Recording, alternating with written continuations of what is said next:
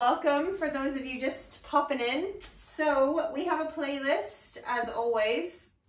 If you want to listen to music, it's called Water and it's on the Rise and Shine Water. So you might like to throw your music on, and we're gonna start today lying on the back with bent knees. So you can just set yourself up and lie your body down.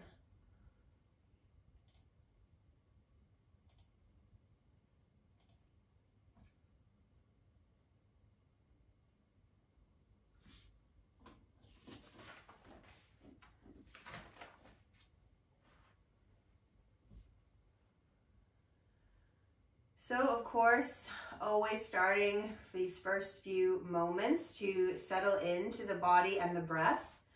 Excuse me. And as you're doing that this morning, just really think about the position of your pelvis here on the mat.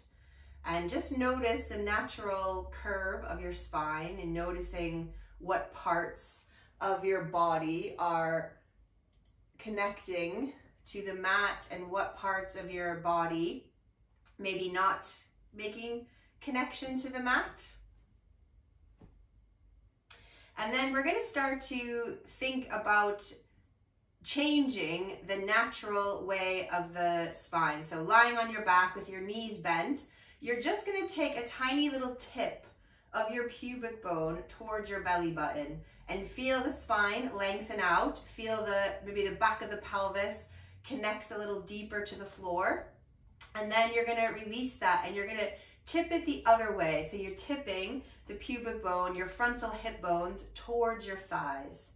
And it's a little rock then. So you're just tipping the pelvis front to back. It's a subtle movement, so you shouldn't feel the hips lifting. And then you just feel the spine lengthening, and you also feel a little exaggeration of the lumbar curve when we rock the pelvis back and forth. So this morning we're looking at water. And water is physically connected to this area of your body, the pelvis. The pelvis is like a bowl. So you can imagine when you're tipping it towards the tummy that you're sort of pouring water into the belly. And that when you tip it away, you're pouring water from the belly into the thighs. And then just think for a moment about water while you're doing these little pelvic rocks. Recall the peaceful sounds of a fountain, the babbling of a brook, crashing of waves, or the rejuvenating rush of a waterfall. This element of water is healing, calming, and nourishing for all levels of our being. And while it's linked to the pelvis, it's also linked to your Svadhisthana chakra, so this place of creativity inside of you. And of course, when we think about water, we think about the qualities of flowing, being dynamic, a little bit more adaptable. Unlike the essence of earth, which is to resist being moved, the fundamental expression of water is deliberate movement. So we're going to embody this morning with the technique of moving effortlessly, softly, fluidly. And really, to cultivate the power of water, you need to connect to your breath deeply. So every movement matching the breath here. So as you're tipping and rocking your pelvis back and forth on your back, you just feel that you can create some pattern of breath that's working for you. Maybe it's an exhale as you lengthen the spine and an inhale as you create that little arch. And you might notice that the whole body starts to move with you, like a little wave. When I do these pelvic tilts, I always feel that even my head sort of gently moving up and down the mat. So it becomes more than just the pelvis, but you create this whole sort of tidal wave throughout the body. And we want to think about the breath also being an inner tide, that you can just keep that nice ebb and flow of your breath throughout your practice.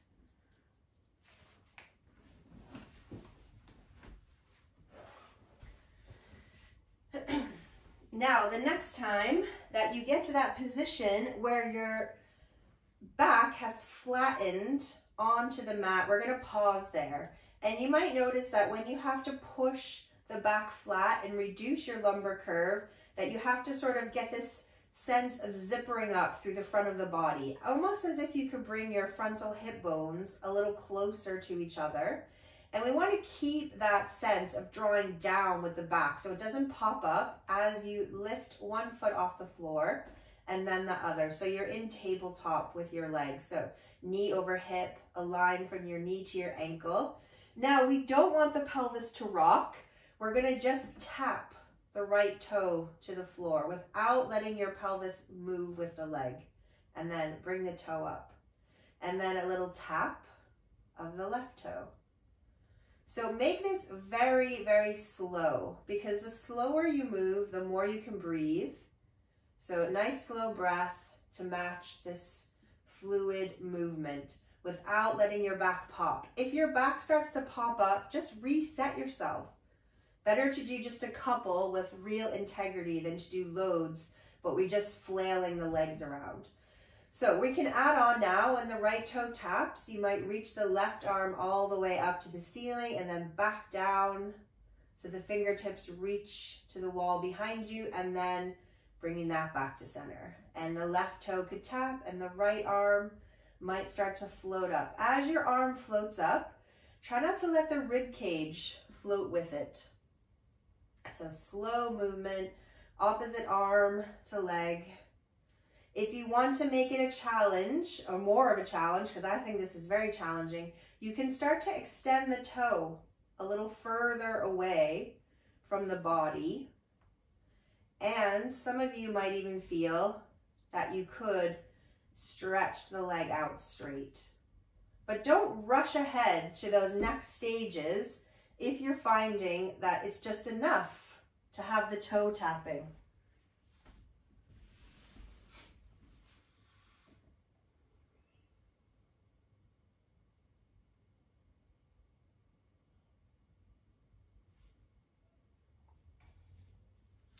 So we're going to do one more on each side, and then when you finish that final tap, you're going to just bring your feet back to the mat, back to where you started, with your heels in line with your sit bones.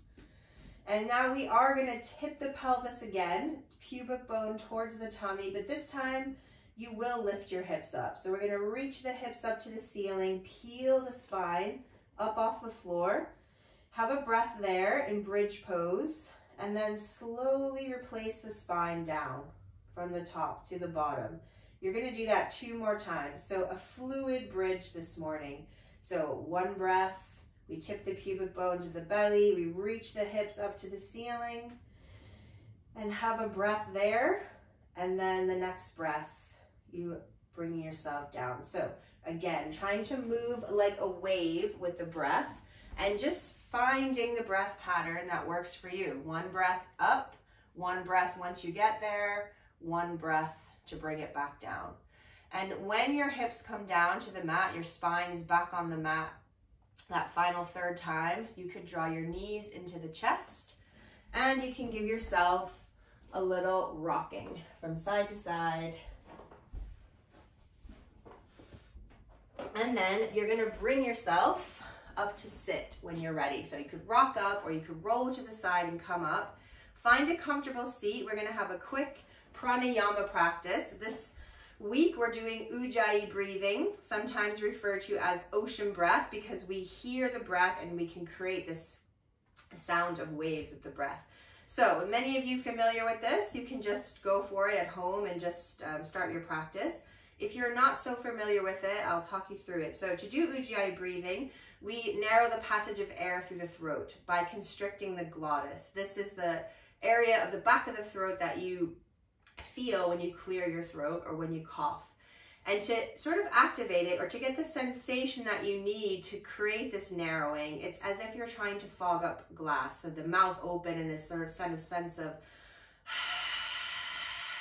with your breath.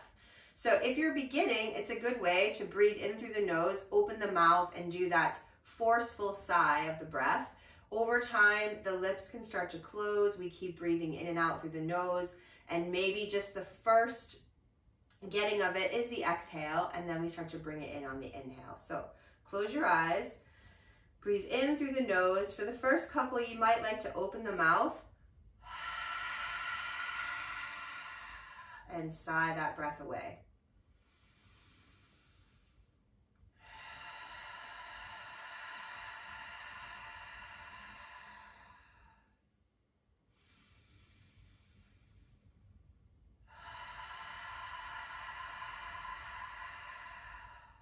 And then keep going. Maybe the lips close. Focus on the exhale if you're beginning, and soon it will become automatic on the inhale too.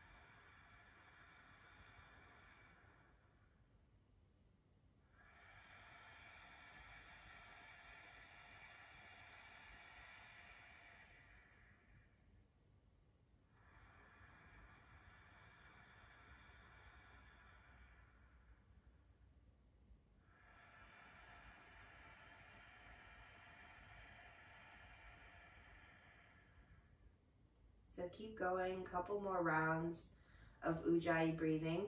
So this is a really wonderful meditative breath. Great to do that when we're being still like this, but also we can bring the meditative element into the physical practice. When we start to sort of feel that we're becoming more advanced at yoga, it really isn't about the physical postures. It's about this ability to control the breath and in turn to keep the mind here. So Ujjayi breathing, a great practice to start to weave in to when we're being more physical, doing our sun salutations, other postures. So you can start to release that breath on your next exhale, but you might just start to bring yourself back to it again and again. Maybe first initially in still poses like down dog, but it starts to become an automatic response. Certainly for me, when I get on my mat to practice yoga, it's just automatically I go into Ujjayi breathing. And physically we get a little heat from the breath, and also it releases our muscles, so it does actually benefit the physical practice, but 100% it benefits the ability to keep the mind here. So when you're ready, you can start to flutter your eyes open, and we're going to stand up at the top of the mat and get ready for our Surya Namaskar A, Sun Salutation A. So standing at the top with your feet under the hips or your feet together, and we're going to inhale, reach the arms up overhead, and as you exhale, dive down to your legs, full forward bend. Just have a couple extra breaths there. Let the legs ease into it. And then when you breathe in next, we're going to stretch the heart forward, reach the heart forward even, and lengthen the tail, and then fold again so you can get your palms under those shoulders and step it back into plank. From plank, we're going to lower down so your knees can always touch, bend the elbows back, draw the shoulders off the neck as you curl the heart open, and then exhale back into your down dog. Breathing here in down dog, maybe even finding that Ujjayi breath again.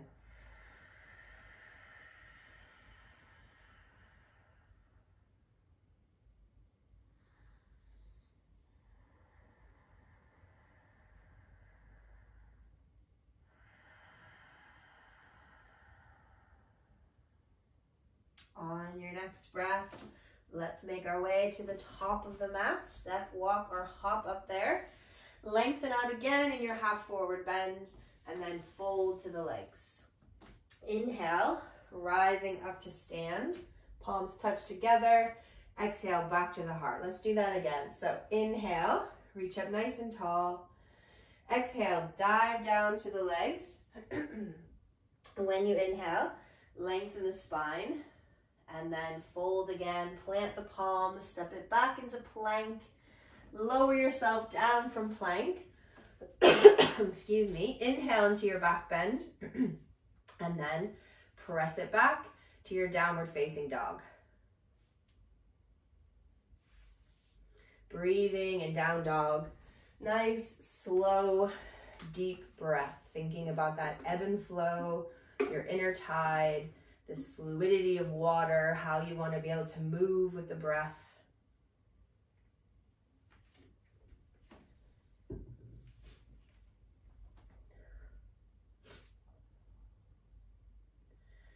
And then you're going to bring yourself back up to the front of the mat. Lengthen out on your in-breath and fold to the legs on your out-breath. And then inhale, rising up to stand. Let the palms find each other. Exhale, back to the heart. From here, let's bring the feet under the hips and the palms in front of the heart. And we're just going to sit back into our chair pose. So push your butt back, lengthen through the tail, pull up from the belly.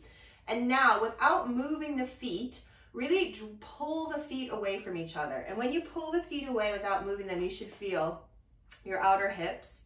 And also the sense of pulling them in. Get your inner thighs working here. And then keep the weight in the left foot. Try not to let the hips go all the way to the left now. And we're gonna see if we could tap the right leg away. And then bring it back. 2 more like that. So tap it away. We try and keep that left hip stable as much as possible. It's gonna swing a little, but try to minimize it. This time when the foot comes back, transfer the weight to the right leg. Left leg, step it out. You might notice it's harder to control one side. That probably the maybe weaker side. One side always stronger. After this third tap, we're just gonna fold forward and give our legs a little break. While you're in forward bend, just walk your feet together. And then from here, we're going to sit back in our chair pose. Bring your hands back to your heart. Lengthen through the tail. And now we're gonna lift the right foot up, bring it into the butt. So it's like a little flamingo pose. Squeeze your legs together so your inner thighs are working. Reach your heart to the mat. Kick that right leg out. And then lower the right toes and open yourself to twist to the left. So towards that front leg. Don't forget to breathe. Next breath, palms come together. We're gonna reach the heart to that left thigh. Bring the right knee back in, back to flamingo. And then lower the right leg. So left side. Let's try and bring that heel into the sit bone. Reach the heart to the floor. Anchor through that right heel. Kick the left leg straight. Warrior 3. Try and keep your pelvis as even as possible. And then lower the left toes. Lift the heart up. Open the arms on one breath to the right. And then back to center. Dive the heart to the thigh. Bring the knees together. Heel to the butt. Land it. Fold forward. And just have a couple breaths there.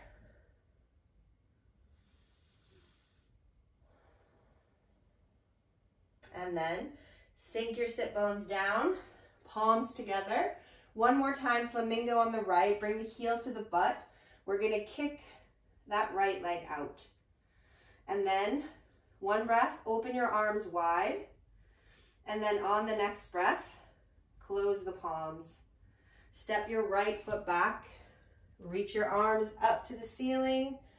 Have a breath here. And then exhale. Hands come down. Let's step back to plank.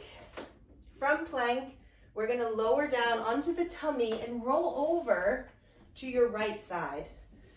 And we're gonna just rest the head in the hands, or you can lay the head on the arm. So Krishna's couch, we want a straight line with the body, stack up of the shoulders, the hips, the legs. Try to really anchor down through your bottom leg. Lift your top leg just a little bit. Now we're gonna bring the leg forward and back without letting your pelvis rock. So if I just swung it, my hips would go back and forth, but you might even bring your hand to your hip and just move it front to back. It'll be the tiniest little movement without letting your pelvis move with it. So we try and get these deep stabilizers to work on the top and the bottom, because the bottom leg, bottom outer hip, having to work too. Okay, we're going to bring it down, flip back to the tummy, bring your hands under your shoulders, have your back bend, press it back, downward facing dog. One breath in down dog, and then coming forward to the top of the mat. Folding to the legs with the feet together. Then sink your sit bones, palms together, back to our flamingo on the left. So bring that left heel in towards your butt. We're gonna dive the heart towards the mat. Kick the leg out, warrior three. One breath, we open the arms. The next breath, we close them. Step back, up into lunge. And then from here, hands down, step back to plank. You're gonna bring yourself back onto your tummy and over to the left side now. Krishna's couch. The other direction, same thing. We wanna keep these hips perfectly still, lift the top leg, and just a little swing back and forth. So it might be just the tiniest little movement.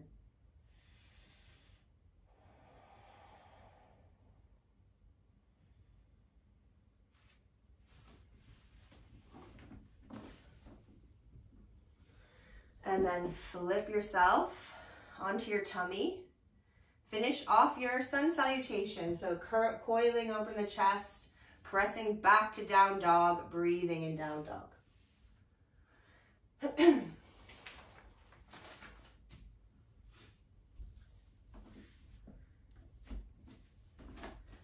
This time, when you take your inhale, let's reach the right leg up to the ceiling. Three-legged down dog, but don't let that right hip hike up. So we want to keep both our hip points even, and then slow step through. Back to lunge. So standing lunge, we're going to reach the arms up. When you exhale, dive the heart forward to the front thigh. Really push that front heel into the mat so that we can connect into the butt just from the heel. So there's a connection there.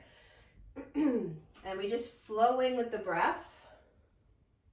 And the next time you reach the heart to the thigh, we're going to pause there.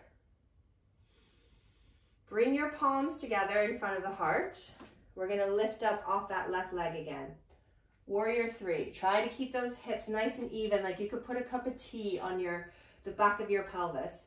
And then start to stand up. Bring the knee to your chest. Kick the leg back to warrior three. Do that nice and slow. Minimize your pelvis dancing all over. So everything else can flow except your pelvis. We're standing up again, knee to chest. Kick it back, warrior three. This time, bring the left foot down. Bring your hands down. See if you might straighten that front leg for a breath and just stretch out the leg. Then bend the knee, step back to plank, lower down. Flip over to your right side again. Krishna's couch. Setting it all up, stack shoulder over shoulder, hip over hip. This time lift the top leg. We're gonna make tiny little circles with that top leg. So point the toe. Imagine you could draw a little circle on the wall. Again, without letting your pelvis rock all over the place. Couple in one direction, change it. Take it the other way. After you've done a few circles in both directions, release the leg down, flip back to the belly. You can finish through your vinyasa. Inhale, coil the chest. Exhale, press it back to down dog. Just having a breath in down dog. So remember, we're trying to move effortlessly, fluidly. We need the breath to do that. When you inhale, left leg comes up to the ceiling, three-legged down dog. When you exhale, slow step through, back to lunge. Next exhale, dive it down to that front thigh, and inhale, reach it back up. Keep pulling through your back heel, keep rooting through the front heel, and keep moving with your breath. Last time we come towards the thigh, we're gonna pause. Don't hold the breath. Palms come together. Let's lift up off that back leg, warrior three, and then slowly standing up, knee to chest. Minimize the movement of the pelvis as you slowly transition. One more time. One breath, rising up, knee to chest. On the next breath, kicking it back, reaching the heart, warrior three. Next breath, the back foot lands and the hands come down. And we could just explore straightening the front leg. Doesn't have to go perfectly straight.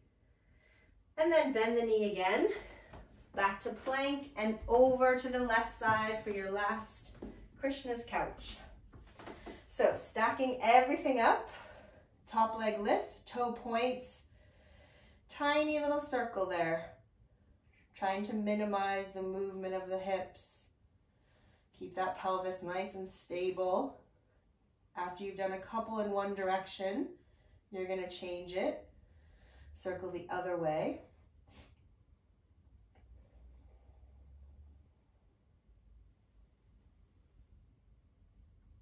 And then flip yourself onto your tummy. This time from your tummy, just press yourself back into child pose. I mean, of course, you could have a down dog if you prefer it, but we're going to be bringing ourselves to sit.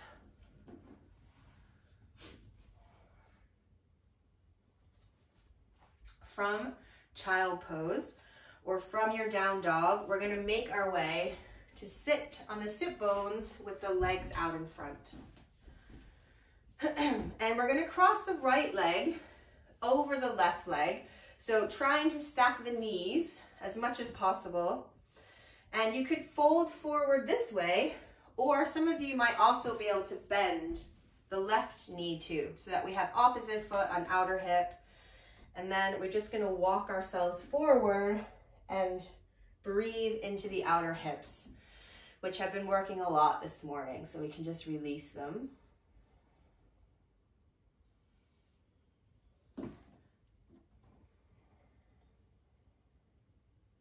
And then slowly going to come up, lean into the hands behind you so you can untangle the legs, give them a little shake, and then swap. So left leg, cross it over right. Try to bring that left foot round to the right hip so the knees can stack as much as possible. You can come forward like this, or you might also fold in the right leg and then walk it forward, lengthen the body down to the legs, breathing into the outer hips.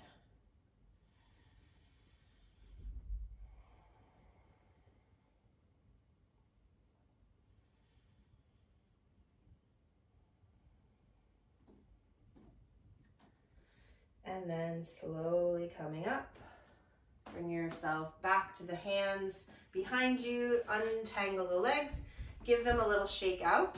And then just going to bring yourself onto your back. You might like to throw on your top if you like to stay warm. But when you come onto the back, you're going to bring your right ankle to your left thigh. And you're going to lift the left foot.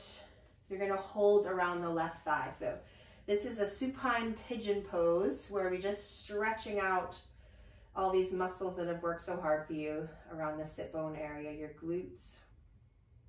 So breathing here. You might even flex the right toe towards that right knee just to keep that knee stable.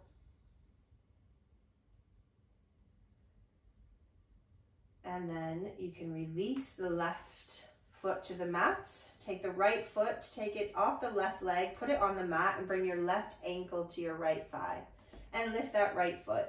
Feed your left hand in between the legs. Find the right fingers behind that right thigh. And you could flex the left toes to the knee, and we're just breathing into the other side.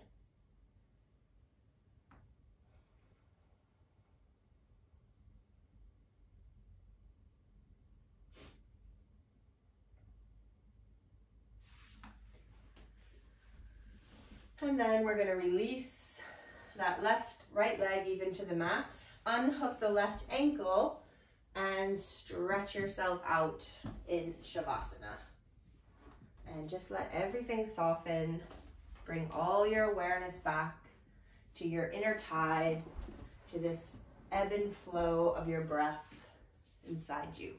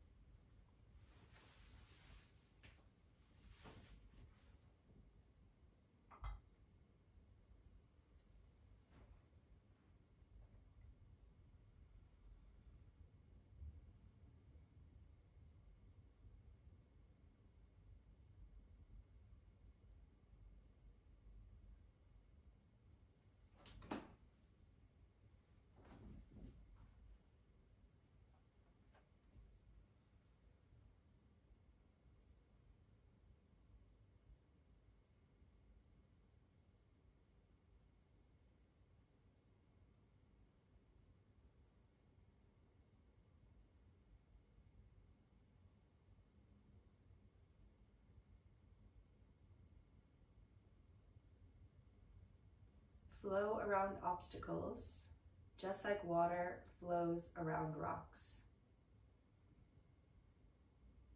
Flow around obstacles, just like water flows around rocks.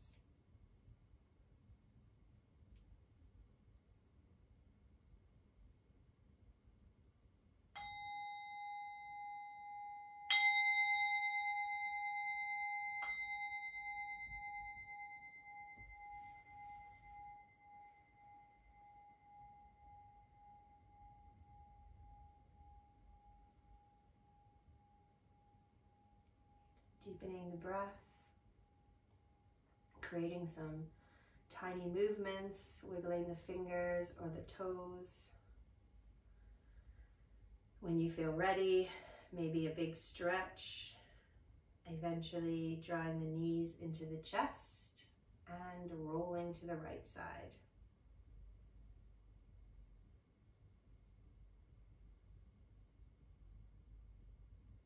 And then when you're ready, coming back to sit. So I thank you all. Have a lovely weekend. Namaste.